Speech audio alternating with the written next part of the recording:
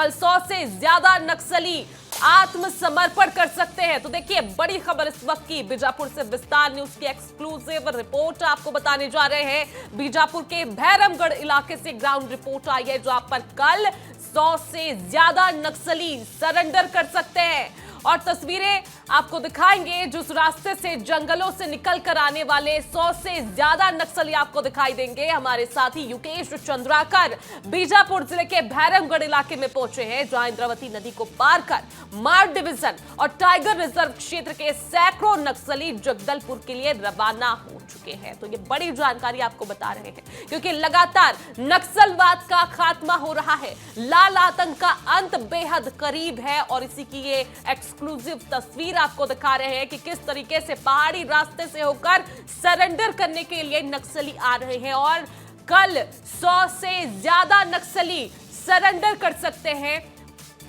आत्मसमर्पण कर सकते हैं। तो देखिए लगातार ऑपरेशन चलाए जा रहे हैं। नक्सलियों से सरकार बार बार अपील कर रही है कि अभी भी वक्त है, हथियार छोड़ दीजिए, अभी भी वक्त है, वापस लौट आइए। लेकिन अगर जो नक्सली वापस नहीं आएगा, उसके लिए चेतावनी भी है कि उनका खात्मा तय है। मार्च 2026 का लक्ष्य, जब छत्तीसगढ़ से नक्सलवाद का खात्मा हो जाएगा, नक्सलवाद का अंत हो जाएगा। और इसी के करीब ये ऑपरेशंस चल रहे हैं, इसी के करीब अब छत्तीसगढ़ आ चुका है। कल 100 से ज्यादा नक्सली सरेंडर कर सकते हैं। तो देखिए बेहद बड़ी जानकारी हो जाती है नक्सलवाद के खात्मे की दिशा में, क्योंकि जिस तरीके से 4 तस्वीरें भी सामने आई हमारे सामने। अब आपको 4 तस्वीरें मैं सबसे पहले दिखाती हूँ, रिपोर्ट भी आपको दिखाऊंगी, लेकिन आप ये 4 तस्वीरें सबसे पहले देख लीजिए। इतिहास का सबसे बड़ा नक्सली सरेंडर कल हुआ। कैसे हुआ? गढ़चिरौली में 61 नक्सलियों ने आत्मसमर्पण किया, सुकमा में 27 नक्सलियों ने आत्मसमर्पण किया, कांकेर में 50 नक्सली एक साथ आत्मसमर्पण करने पहुंचे, सरेंडर उन्होंने किया।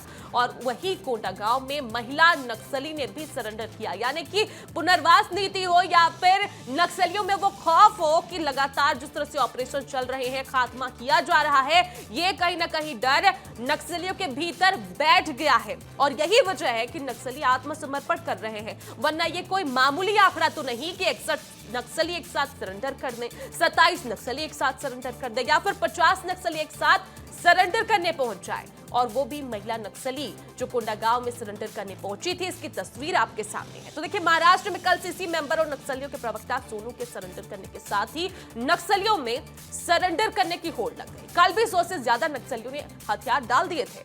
गढ़चिरौली में 61, सुकमा में 27, कांकेर में 50 नक्सलियों ने पुलिस के सामने सरेंडर कर मुख्य धारा में लौटने का ऐलान किया था।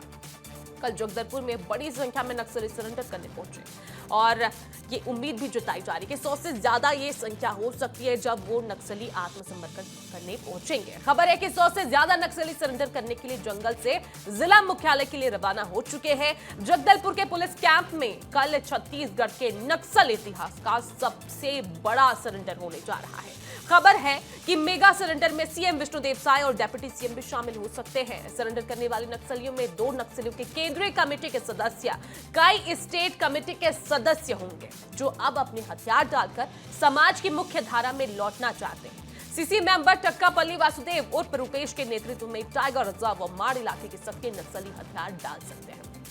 कल की कांकेर में उत्तर बस्तर डिवीजन और माड़ डिवीजन के 50 नक्सली जंगलों से निकलकर पुलिस कैंप पहुंचे थे और उन्होंने आत्मसमर्पण किया था। और युकेश चंद्राकर ने मौके पर जाकर जायजा भी लिया और पूरी रिपोर्ट तैयार की है, वो आपको दिखा देते हैं।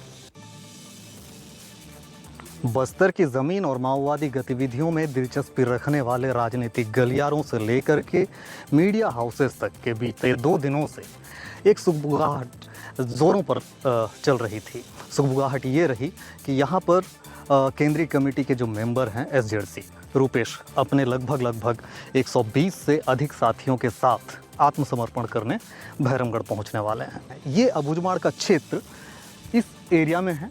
यहाँ से आगे जवानों ने हमें जाने से रोक रखा है। यहाँ पर जवानों की तैनाती की गई है कि इस इलाके में आगे किसी को बढ़ने ना दिया जाए।